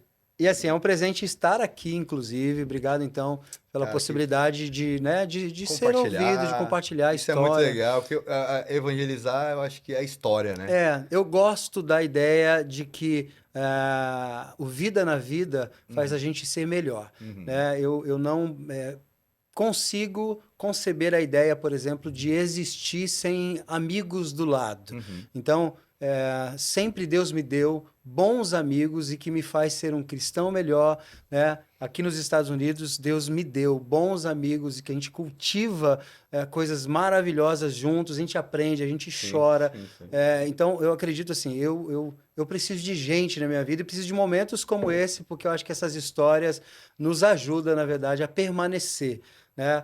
Começar, todo mundo começa, Uhum. permanecer é um É desafio, desafio, né, é para desafio, todos. é desafio. Agora, então, olhando para a câmera, eu queria então agradecer essa experiência vivida aqui e eu quero agradecer, obviamente, a minha família, Thalita e Davi, um beijo para vocês, amo vocês, é por vocês, né, que a gente continua fazendo coisas que a gente nunca imaginou fazer e vale a pena por vocês, então é muito bom. E eu queria dar o meu recado, já que o nosso assunto aqui foi tanto ministério de louvor, eu queria dar um recado para a galera que serve nas igrejas, na sua igreja local, continue servindo na sua igreja local. Igreja local é uma dádiva, é um privilégio que Deus nos dá, né? Continuo acreditando, sempre falo isso, de uma frase que o pastor Bill Hybels disse em um dos seus livros e que me impactou. Continuo acreditando que a igreja é a esperança do mundo É e nós verdade. temos então o privilégio de servir essa esperança do mundo que é a igreja, a instituição local, fazendo aquilo que Deus nos chamou para fazer. E aí a minha fala para você é só lembrando a você que faz parte desse ministério que Deus não está interessado naquilo que você faz. Deus não está interessado naquilo que você faz. Você pode ser o cara naquilo que você faz. Deus está interessado naquilo que você é. Naquilo que você longe do palco, longe da plataforma, longe do momento que você está com o seu instrumento, que você está ali exercendo o seu chamado. Deus está interessado naquilo que você é, longe disso tudo. E naquilo que você é aquilo que vai refletir Amém. naquilo que você faz. Se tem sentido aquilo que você é com aquilo que você faz se torna poderoso, porque eu acredito que Deus ele assina, sabe, dizendo, opa, o Duda está fazendo exatamente nesse lugar aquilo que ele é, longe disso tudo.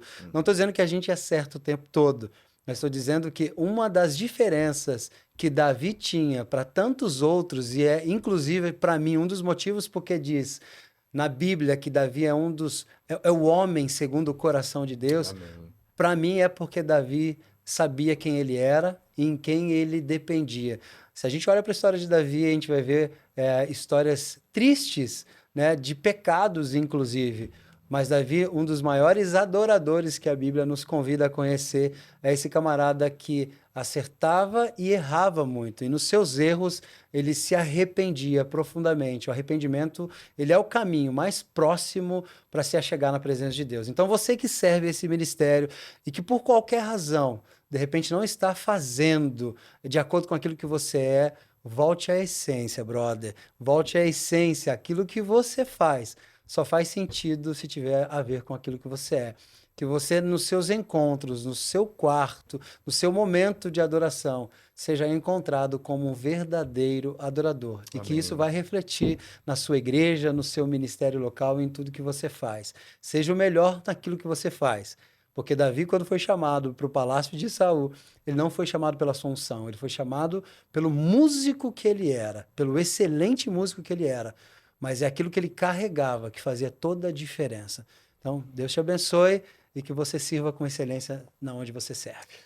Que legal, gente. Ó, esse é o Favelado Podcast, levando para você essa interação. Hoje falamos sobre Ministério de Louvor, sobre adoração, sobre uma história fantástica do Pastor Duda. Estou muito feliz e dizer para você assim que nós vamos deixar na descrição aonde você encontra ele, Instagram. Se você precisar quiser levar ele aí para fazer um workshop de música na sua igreja, você que está aqui nos Estados Unidos. Gente, pode fazer o contato, vai estar na descrição do vídeo. Eu estou muito feliz de dizer para você que é o seguinte: a reflexão que a gente deixa para você é exatamente isso, que tudo isso é para ele, por ele, sem ele nada disso faria sentido. Então, te espero no próximo e valeu, tamo junto.